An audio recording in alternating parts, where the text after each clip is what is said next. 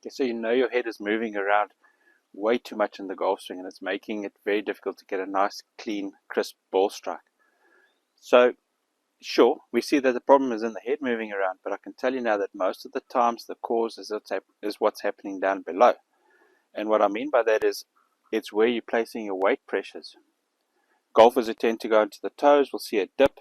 Golfers that go into the heels will tend to see a rise with the head. Now, I remember reading a book many years ago by Gary McCord. It was Golf for Dummies. And he spoke about the peripheral vision and the focus vision, where the focus vision straight in front of you, about the size of a frisbee, is where you focus, and anything outside of that is your peripheral vision, where things become a blur.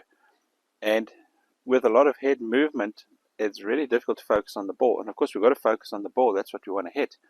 And to get a really good ball strike, it out the sweet spot, you've got to be looking at the ball. So it's our reference point. If we want to keep our head still, the ball's a reference point. We'll know if that ball is moving out of our vision, out of our focused vision, we know our head is moving around. So I want to talk to you today about working on good balanced weight pressures, and I'm going to show you a very easy drill to do, where you're going to feel where your weight pressures need to be when you go back, where it needs to be on the right foot, where it needs to be on the left foot when you're in your downswing and follow through. So I'm going to start off with an easy drill, and then I'm going to go a little bit more advanced with the drill to show you what the tour players are feeling with their weight pressures. So, with pressure mats and that, they've measured it and they've seen where exactly the weight pressures and how much of the weight pressures are going where and when on the feet. So the drill to get into this now is to take an alignment stick, any kind of thin rod that you can place on the ground, and then you stand on it. Now what's important is that you get the rod just underneath where you tie your shoelaces, so just underneath the arches of your feet. So that will be pretty centered. And then the idea from here is to hit half easy shots, feeling the weight pressure going onto the rod with your right foot going back, and then shifting that weight pressure onto the rod with the left foot going forward. Now you'll feel straight away that if you move onto the toes, there's no more pressure on that rod. If you move onto your heels, again, no more pressure on the rod. So just starting off with these nice half shots, just like with a 9-iron, just half swings. Start off without golf balls, and then do it with a golf ball. So push down on the right foot, push down on the left foot. Just little half swings, right foot, left foot. So I'm just feeling that weight pressure going, staying centered, keeping it away from going toes and heels. So as you get more and more comfortable with that, then you can start doing more full swings. Again, just feeling that pressure, right foot, left foot, pushing down on the alignment stick. Now keeping the head still is pretty important for golfers that do not practice a lot, don't get a lot of time to play and practice. The less moving parts, the better. So if your head's moving around a lot, you've got to be quite precise in getting back to the ball. And if your timing is a little bit out, that makes golf very, very difficult. If your hand-eye coordination is a little bit out due to the non-practice, that also becomes very difficult. You see top players, they get into the top, there's a squat, and then there's a posting up. Those guys are hitting a lot of golf balls every day, so their hand-eye coordination is really fine-tuned.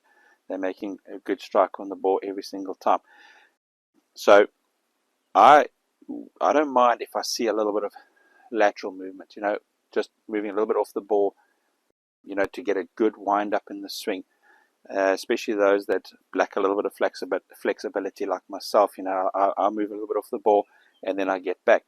It's when the head is moving forwards, backwards, up, down, then issues start to arise. And so, like I said, I don't mind a little bit of lateral move back and forth, but I just want you to avoid the movement up and down, forwards and backwards. We don't want that. That tends to make it really difficult. Now, to get to the advanced part of the drill, so tour players, what they've measured is when tour players started, the weight was pretty much in the center where it was underneath the shoelaces there. Now, as they got to the top of the backswing, there was more weight pressure towards the heel, towards the inner part of the right heel or the trail foot heel.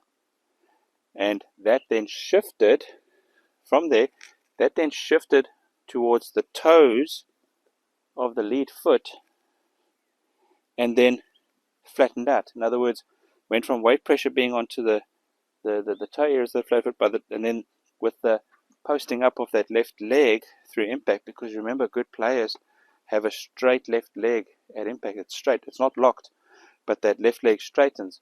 So the weight pressures went from the right heel towards the toe of the left foot, the lead foot, and then with the straightening, that weight pressure then evened itself out. Where you do this, you can feel what I mean by evened out. It's pretty much covering the whole area of the left foot, and that's what when you get to advanced stage, that's what you want to feel. So again, you can do the alignment stick drill underneath the feet with both feet pushed down on the stick. When you took the club back to the top, feel the weight shift towards the right heel, and then there's a shift towards the toes of the left foot, and then it evens out with the posting up of the left leg. But start off with the weight staying with the nice easy shots, with the weight staying underneath the shoelaces there. Just push down right foot, push down left foot, and then you'll see your head will stay a lot more steady when you're doing this. It's when the weight's going too much on the toes, too much on the heels, like this, like you're seesawing, then the head starts to move around a lot. Okay. So again, when the good players are doing this, they're still maintaining their spine angle. So yes, I'm saying their weight goes onto the back, but you don't see them pulling away from the ball when it goes towards the heel on their backswing, and you don't see the head moving towards the ball when the weight goes to that left foot in the downswing. So remember